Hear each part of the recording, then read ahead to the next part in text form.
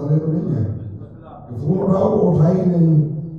ایسا طاقتور پکڑو کہ جس کے پاس تمہیں نہ جانا پڑے وہ تمہیں بلاتا رہے. آپ کو اپوائنٹمنٹ لینے کی ضرورت نہ ہو کہ آپ کال کر رہے ہیں وہ اٹھا نہیں رہا, آپ دروازہ کھٹکھٹا رہے ہیں جواب کوئی نہیں دے رہا. ایسے کے پاس جاؤ جو کہتا ہے کہ کوئی مشکل مصیبت ہو دن میں 5 مرتبہ تو میں خود بلا رہا ہوں کہ آؤ مجھے بتاؤ اگر کوئی مشکل ہے. اور اگر ان اوقات کے علاوہ کوئی مسئلہ ہو جائے دروازہ کھلا ہوا ہے, آگے میرے سامنے سجدے میں گر جاؤ, جو مصیبت بیان کرو میں علی کل شیء قدیر. یہ ایمان کی ایک سادہ سی تفسیر ہے کہ طاقتور ترین کے ساتھ اگر خدا کے ساتھ تعلق ہو جائے تو آپ جس کے پاس $2 ملین ہے اس کے ساتھ دوستی پہ اتراتے ہیں, تو جو خالق کائنات ہے اگر اس کے ساتھ دوستی ہو جائے, اسی کو ایمان کہتے ہیں. کیا معنی اب سمجھ آیا کہ فلا تخافوہم, ان سے مت ڈرنا, وخافون, مجھ سے ڈرنا, ان کنتم مؤمنین, کیونکہ خدا جانتا ہے اگر مجھ سے ڈر گئے تو باقی ساری کائنات تم سے ڈر جائے گی. کوئی تو نقصان نہیں پہنچا سکتا جو کہ وہ خالق کائنات ہے.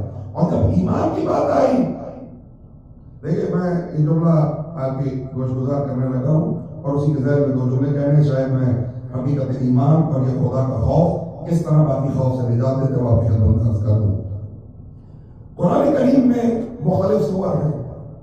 اگر انسان عامل بقرآن ہو وہ تو عارف ہے, اگر کوئی قاری قرآن ہے, قرآن میں دقت کرتا ہے, عالم قرآن ہے, عارف قرآن ہے. اگر فقط سورتوں کے ٹائٹلز میں نظر ڈال لی جائے جو سور کے نام ہے, تو یہ سورتوں کے نام ہی انسان کو بدل دینے کے لیے کافی ہے. مثلا قرآن کریم میں ایک سورہ ہے جس کو آپ اور میں سورۃ الدہر کے نام سے جانتے ہیں. اس سورہ کا نام سورۃ الانسان ہے.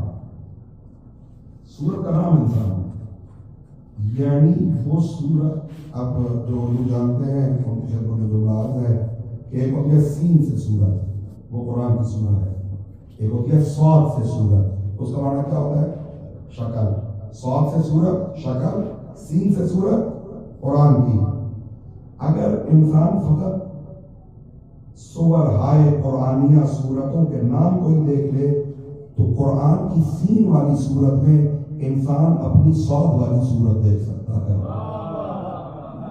ایک سورت کا نام ہے سورۃ الانسان, اس کو سامنے رکھیے پڑھیے, اگر اس میں آپ کو اپنا چہرہ نظر آ جائے تو شکر کیجئے کہ میں انسان ہوں.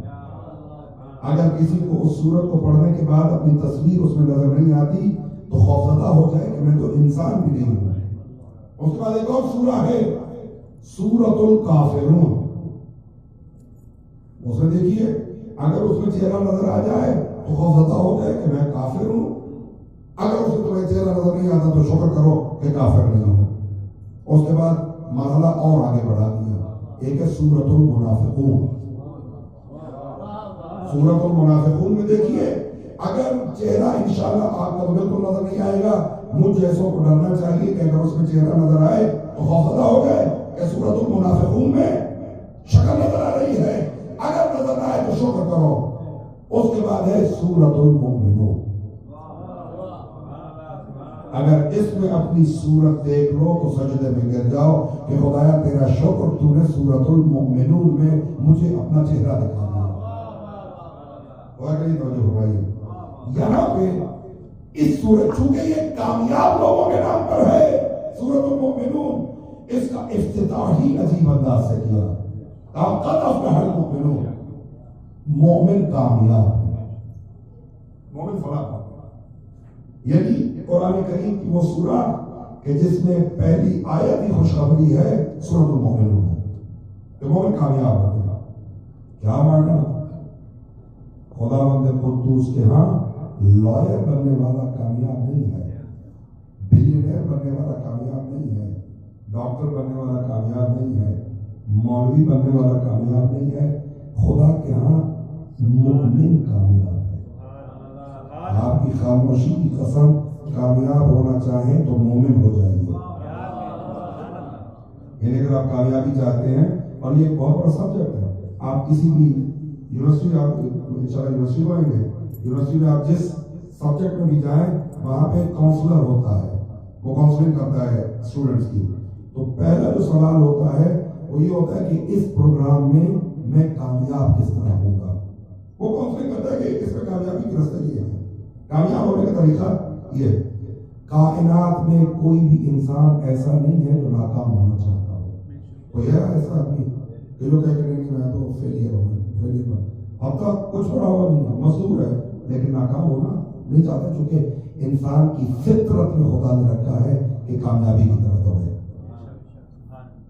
کامیاب ہونا چاہتا ہے، سکسیس حاصل کرنا چاہتا ہے. لیکن کون بتائے گا کہ کامیابی ہے کیا؟ ہم جس کو کامیابی کہتے ہیں وہ بسا اوقات سراب ہوتا ہے. مثلا میں اتنے پیسے اکٹھے کر لوں تو میں کامیاب ہوں. وہ جب پیسے اکٹھے ہوتے ہیں تو انسان کہتا ہے او یہ تو کامیابی نہیں تھی، کامیابی تو کسی اور چیز کا نام ہے.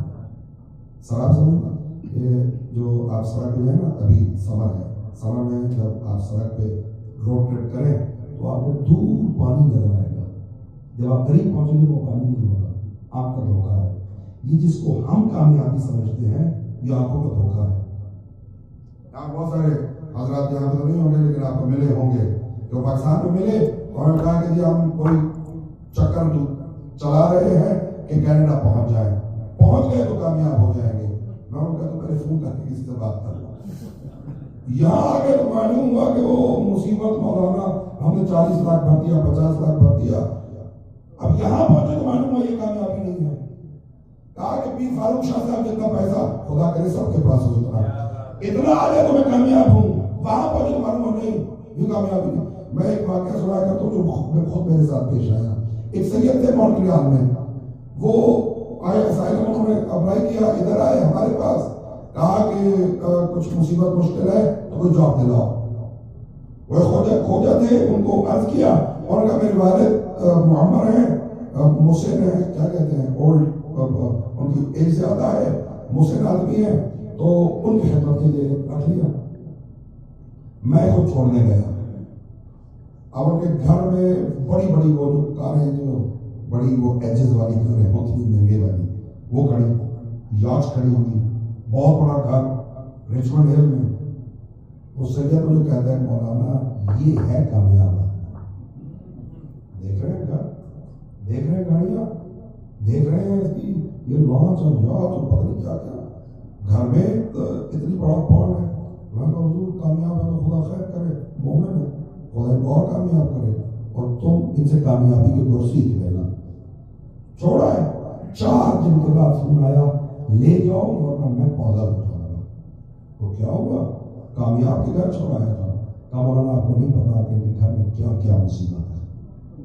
بظاہر جو ہمیں کامیاب نظر آ رہا ہوتا ہے وہ حقیقت میں کامیاب ہوتا نہیں ہے. خدا کے لیے توجہ فرمائیے گا. میں کوئی موضوع بدل دوں ہے یا اس کے بارے سے جو کہ سننا چاہتے تھے بعض بولو درود بھیجو.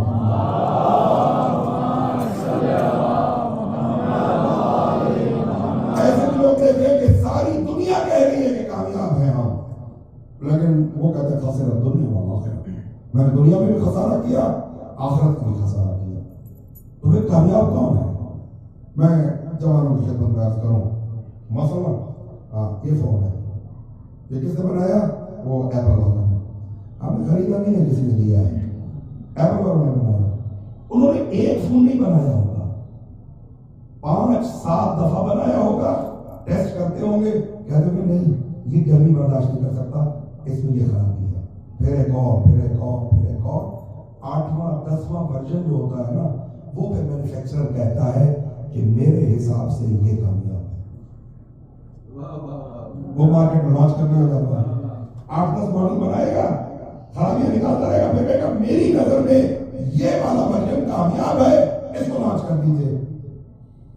تو اگر دنیاوی چیزوں کا مینوفیکچرر بتاتا ہے کہ کون سی چیز سکسیسفل ہوگی مارکیٹ میں، تو پھر انسان کو بھی تو اسی سے پوچھنا چاہیے جس نے بنایا ہے کہ یہ تو نے پروڈکٹ بھیجا ہے اس میں سے کامیاب ورژن کون سا ہے؟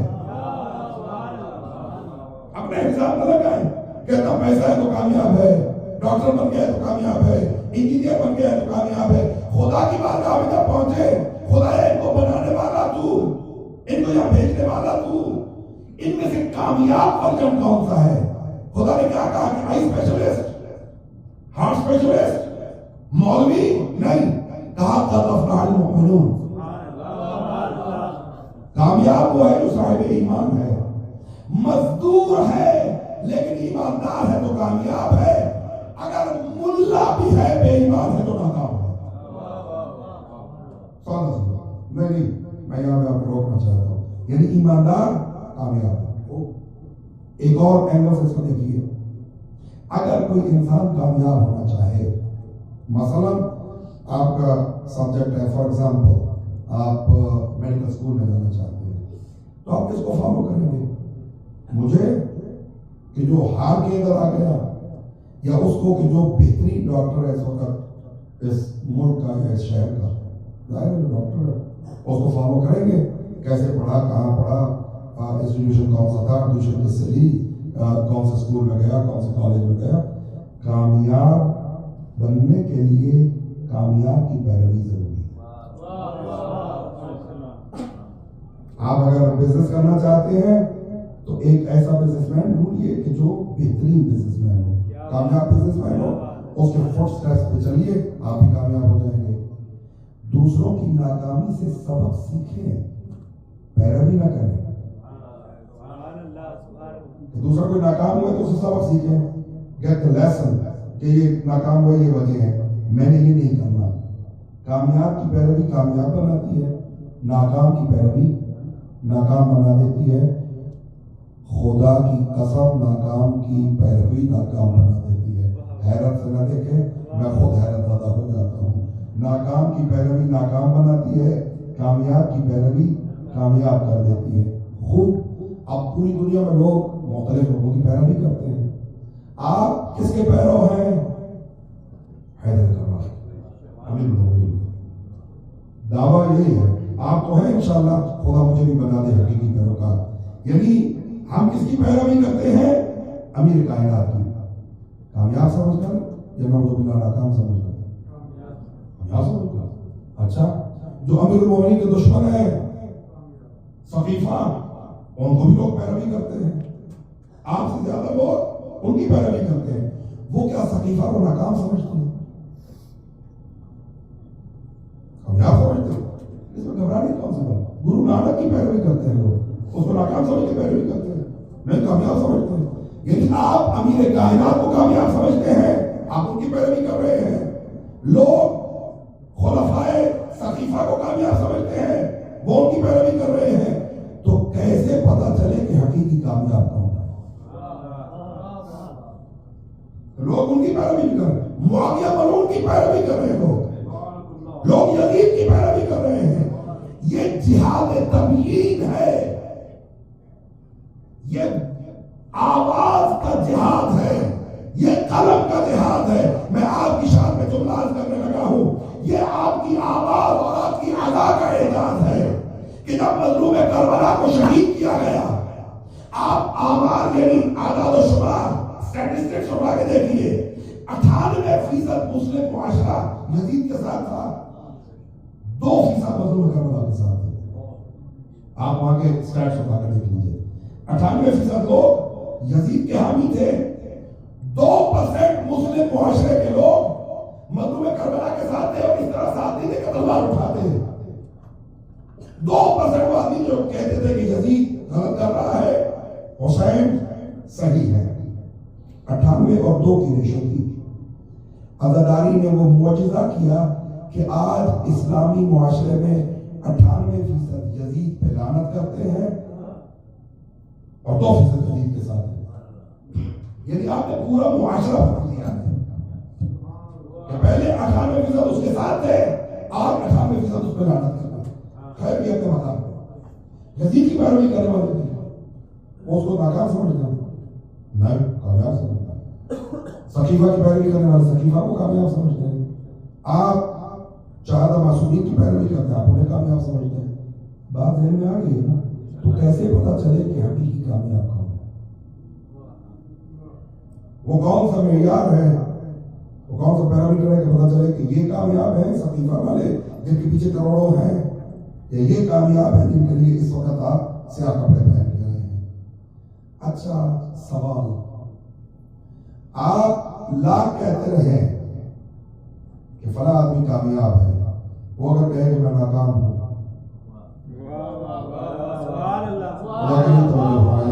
میں نے کوئی پڑھتی، میں اس کو لمبا بھی کہہ سکتا تھا لیکن دامن وقت میں گنجائش نہیں رہی، 25 منٹ ہو چکے۔ یعنی اگر میں کسی کو کہوں کہ یہ کامیاب ہے اور وہ کہ نہیں آپ تک فیلئر، میں پکا فیلئر ہوں، وہ خود کہہ رہا فیلئر، تو اس کی کامیابی بھی فیلئر والی کامیابی ہے۔ توجہ فرمائیے۔ اب جن کے لوگ پیروی کرتے ہیں ان میں سے جتنے لوگ ہیں ان کے بیانات سن لیجیے، جن کی پیروی کی جا رہی ہے ان کے بیانات سن لیجیے۔ بیان بھی ایسا نہیں کہ شغل میں دے دیا صاحب نے، بستر مرگ پہ دیے گئے بیانات، یعنی ڈیتھ بیڈ پہ جو بیان دیے، نظری بیان جس کو وٹنس کی حیثیت حاصل ہے، نظری بیانات۔ پہلے اس دنیا سے جانے لگے تو انہوں نے کہا کہ کاش میں دانا ہو، میں گھاس کا تنکا ہوتا، مجھے بکری چر جاتی اور فضلے میں نکال دیتی۔ یہ کامیاب انسان کی سٹیٹمنٹ ہے۔ وہ خلیفہ ہونا تو بجائے خود وہ انسان ہونا پسند نہیں کر رہا۔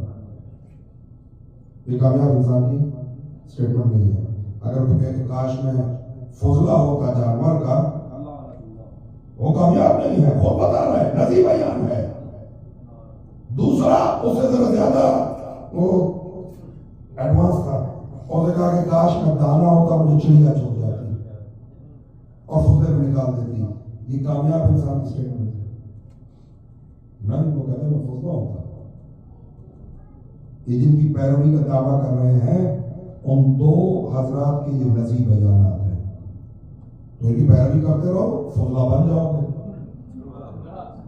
بھائی ان کا معراج یہی تھا نا کہ جب مرنے لگے تو کام فضلہ بننے کو تیار ہے، تو آپ بھی اسی معراج پہ پہنچ جائیں گے۔ کائنات میں ذمہ داری سے جو بات کر رہا ہوں، پوری کائنات میں فقط آپ کا لیڈر ہے کہ جیسے ہی خلق اقدس کو ضرورت لگی مسجد کوفہ میں تحفظ تو برب الکعبہ، خدا کی قسم بڑی کامیاب ہوتے ہیں۔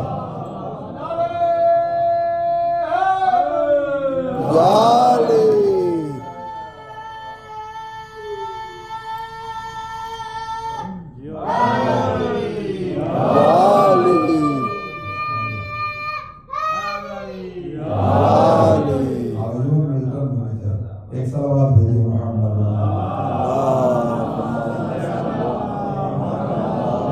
کامیاب ہونے کے لیے کامیاب کی پیروی، وہ کہتا ہے کہ میں فضلہ ہوتا، آپ لاکھ میں اٹھاتے رہے کہ سقیفہ کامیاب تھا، سقیفہ کہتے کہ میں فضلہ تھا۔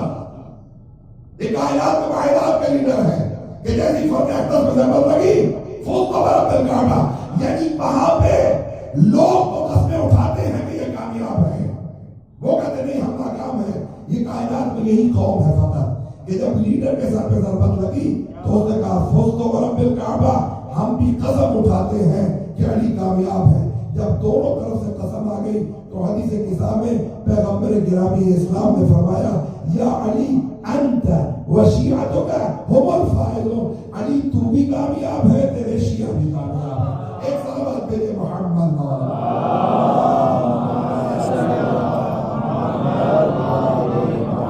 صاحب ایمان بنو گے کامیابی ہے، صاحب ایمان بنو گے خدا کے علاوہ کسی کا خوف نہیں ہوگا۔ جتنے قریب ہوتے چلے جاؤ گے اتنا خوف ختم ہوتا چلا جائے گا۔ ایک وقت آئے گا کہ لاکھوں سامنے آ گئے تمہیں خوف نہیں ہوگا، ساری دنیا تمہارے خلاف ہو جائے تمہیں خوف نہیں ہوگا۔ ربضہ میں بھیج دیا جائے لاکھوں تک صحرا میں، اگر خدا پر ایمان لے آئے ہو تمہیں خوف نہیں آئے گا۔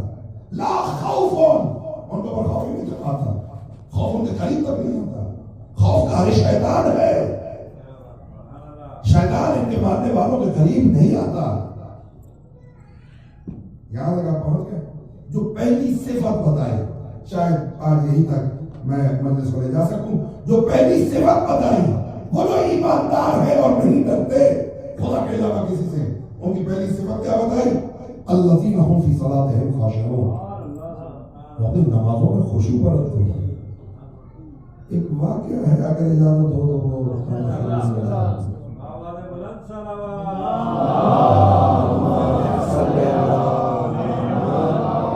اگر میں پہلے سنا بھی چکا ہوں، اس موضوع کے ساتھ بہت اس کی مطابقت ہے۔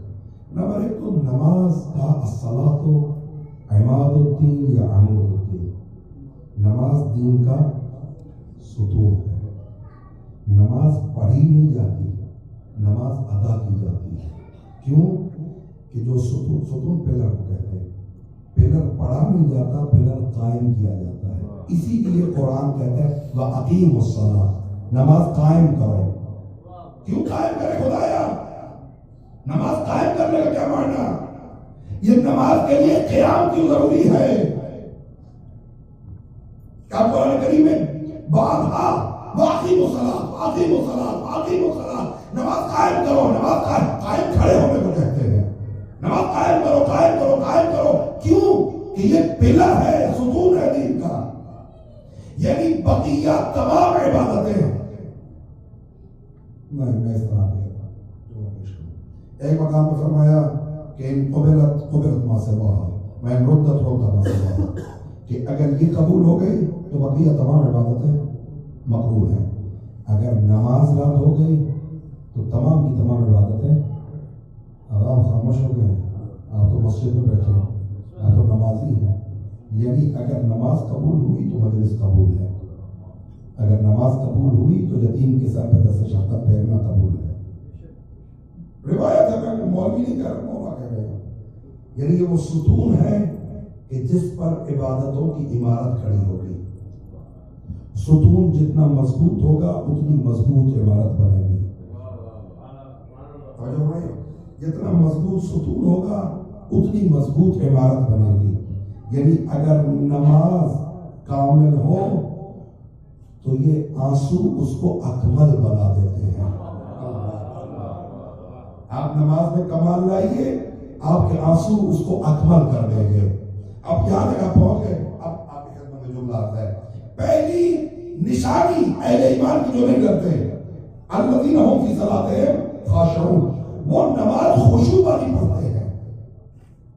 آگے تو لفظ سنو گے خضوع، خضوع کا کیا معنی ہے اور خشوع کا کیا معنی ہے؟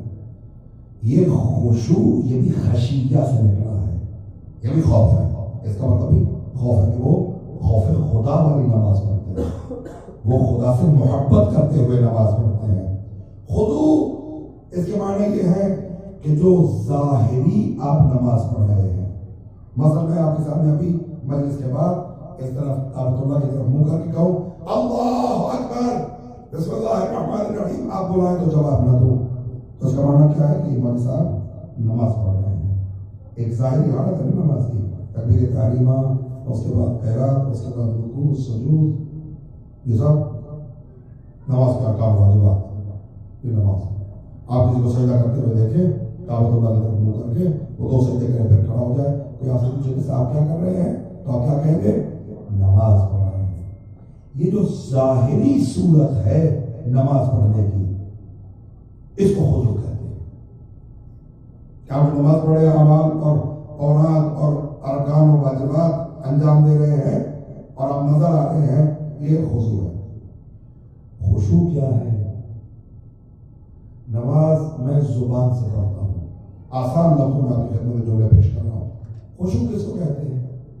نماز میں زبان سے الفاظ ادا کر رہا ہوں، اگر دل بھی نماز پڑھنے لگے تو یہ خشوع ہے۔ سجدے میں آدھا سجدہ، دو انگوٹھے پاؤں کے، گھٹنے دو، دونوں ہتھیلیاں 6 اور 7واں ماتھا، یہ خضوع ہے کہ آپ سجدہ کریں، ان 7 اعضائے سجدہ کو زمین پہ رکھیں، ماتھا ٹیک دیا زمین پر خدا کے سامنے، یہ خضوع ہے۔ اگر اپنی میں کو خدا کے سامنے جھکا دو تو یہ خشوع ہے۔ سجدہ سجدے گاہ پر نہ ہو تم اپنی ہستی کو جھکا دو، یہ خشوع ہے۔ زبان سے نماز پڑھنا خضوع ہے، دل نماز پڑھے تو خشوع ہے۔ آنکھیں سجدے پہ دیکھ رہی ہوں تو یہ خضوع ہے، اگر بصیرت سجدے والے کی معرفت کی طرف متوجہ ہو تو یہ خشوع ہے۔ میں اور آسان کر دوں تاکہ مشکل اردو نہ رہے، جسم نماز پڑھ رہا ہو تو خضوع ہے، روح نمازی ہو جائے تو خشوع ہے۔ توجہ فرمائیے، میں آپ کو عرض کر رہا ہوں کہ کیسے دل سے خوف نکالتے ہیں۔ روح نمازی ہو جائے، اس کا ایک آپ کو مثال عرض کروں۔ نماز کا کلائمیکس سجدہ ہے، سجدوں کے بعد آپ تشہد میں بیٹھے، اور آج کل یہ مکتب اہل بیت کی مظلومیت ہے کہ جو تشہد کو تشہد کہتے ہیں وہ ہمیں بتاتے ہیں کہ تشہد میں کیا پڑھنا ہے۔ بدبخت میں تشہد ہے ہی نہیں۔ یہ گوگل والے جو مولوی ہیں انہوں نے تباہیاں مچا دی ہیں۔ یہ میں بتائیں گے کہ تشہد کا پڑھنا کیا ہے۔ خوب تشہد آپ، اچھا اگر آپ لطف لینا چاہیں تو جملہ عرض کرو، الصلاۃ معراج المؤمن، نماز مومن کی معراج ہے۔ وہ معراج کیسا جس میں دیدار نہ ہو، وہ معراج کیسا جس میں دیدار نہ ہو۔ آپ جب دونوں، یہ سجدے کلائمیکس ہے نماز کا، نماز کا نقطہ عروج خدا کی بارگاہ میں سجدہ ہے کہ تم نے اپنی ہستی کو جھکا دیا۔ تمہاری ہستی اتنی قیمتی ہے، یہ پیشانی تمہاری اتنی قیمتی ہے کہ سوائے خدا کے کسی کے آگے نہ جھکے۔ کوئی اس لائق نہیں ہے کہ تمہاری پیشانی اس کے سامنے جھکے سوائے خدا کے۔ مسجود فقط خدا۔ آپ یہ معراج نماز سے اٹھے، تشہد اس سفر معراج کا اختتامی مرحلہ۔ آپ معراج سے واپس آنے لگے ہیں، کیا کہا؟ الحمدللہ اشہد ان لا الہ الا اللہ وحدہ لا شریک لہ واشہد ان محمدا عبدہ ورسولہ اللہم صل علی محمد وآل محمد السلام علیک ایھا النبی، السلام علیک، السلام علیہ نہیں ہے، علیہ کا مطلب اس پر سلام، علیہ کا یہ کام جو ہے یہ ضمیر واحد مخاطب کیا، السلام علیکہ تجھ پر سلام، السلام علیکہ تجھ پر سلام، خطاب کیا، مخاطب کیا۔ ایھا حرف ندا ہے، حسین صاحب کے بیٹھے ان سے پوچھ لیجیے گا، یا بھی حرف ندا ہے، ایھا بھی حرف ندا ہے۔ السلام علیکہ تجھ پر سلام، ایھا النبی، اے نبی خدا۔ آپ جب نماز کو اختتام کے مرحلے پہ آتے ہیں تو کہتے ہیں السلام علیکہ تجھ پر سلام، ایھا النبی، اے نبی خدا۔ دیکھتے ہیں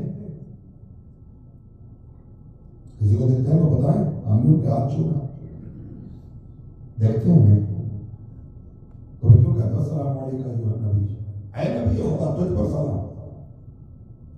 خضوع والی نماز میں نہیں دکھتے، خشوع والی نماز میں دکھتے ہیں۔ کیوں؟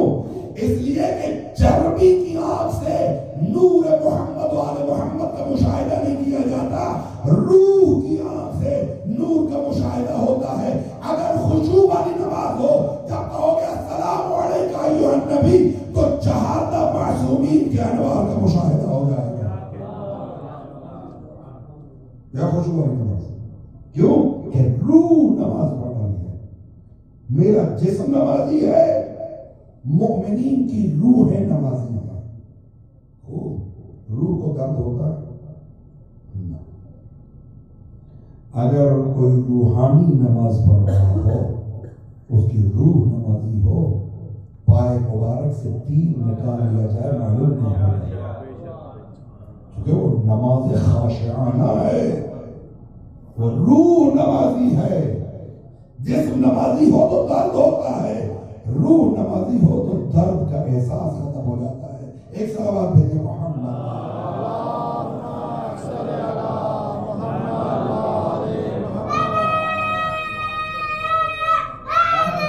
یا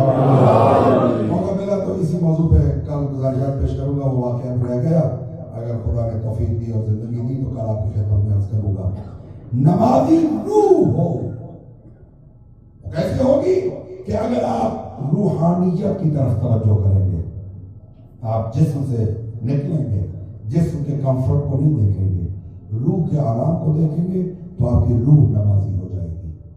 یہی وجہ ہے کہ آپ کربلا میں دیکھتے ہیں کہ یہاں تک روایتیں لکھی ہیں کہ اصحاب مظلوم کربلا جب جنگ کے لیے جاتے تھے، حسین پہ تیر جب چلائے جاتے تھے تو چہروں پہ روکے ہیں تیر، جو جسم میں پھنسا ہو اس کی یہ جرات نہیں کہ وہ تیر جو ہے وہ چہرے پہ لے۔ بعض صاحب کے بارے میں لکھا ہوا ہے کہ ہاتھ کٹ گئے ہیں، اب جو تیر آیا تو اسے چہرہ پڑھایا کہ حسین کو تیر نہ لگے۔ دل میرا یہ چاہتا کہ آج دو روایتیں حسین کے علمدار کی سنا دو۔ ملاقات میں امام زمان، ایک کتاب ایک برکات عزاداری، دو تین کتابوں میں یہ واقعہ معلوم ہے کہ ایک سید عالم دین ہے، ہر شب جمعہ مظلوم کربلا کی زیارت کو کربلا جاتا ہے۔ ایک شب خواب میں سید عالمیان کو دیکھا، سید تھا، اپنی جدہ کی خدمت میں گیا، السلام علیکم یا بنت رسول اللہ، اے رسول کی بیٹی میرا سلام ہے۔ کہتے کہ بی بی نے رخ پھیر لیا، بی بی رخ پھیرے انسان کو موت آنے لگتی ہے، کہا بی بی میں مر جاؤں گا، آپ نے مجھ سے رخ کیوں پھیرا ہے؟ کہا تو میرے بیٹے کی زیارت نہیں کرتا۔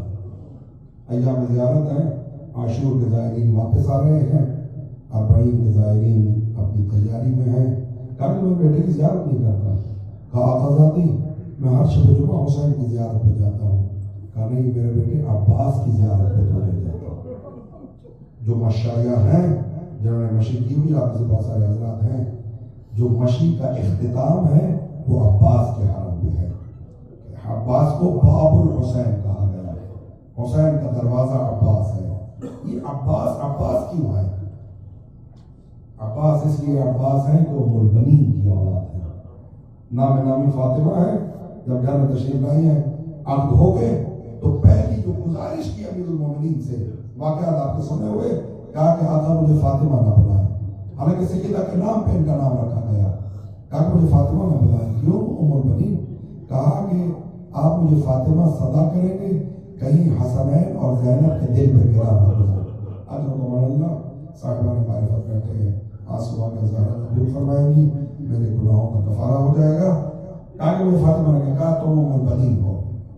پوری ذمہ داری سے جملے پڑھ رہا ہوں۔ جناب ام البنین عباس علمدار کو وہاں نہیں بیٹھنے دیتی تھی جہاں حسن و زینب بیٹھتے تھے۔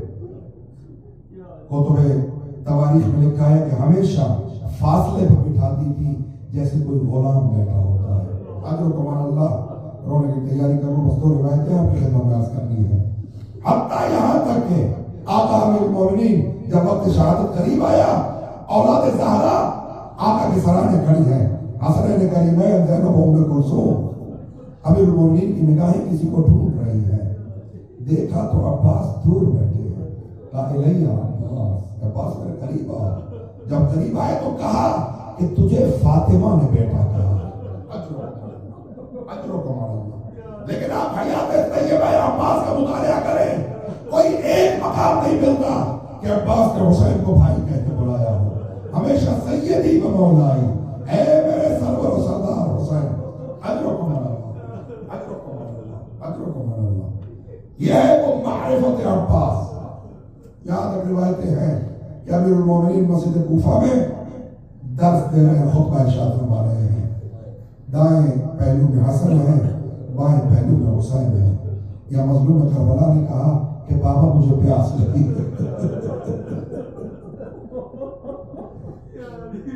مسجد کوفہ ہے، حیدر کرار منبر پہ ہے، حسین کو پیاس لگی ہے، جناب کمر اٹھے ہیں، یا ایک چھوٹا سا بچہ ہے، اس نے کمر کے دامن کو پکڑا، کہا کمر بیٹھ جائیے، اپنے آقا کے لیے پانی میں لے کے آتا۔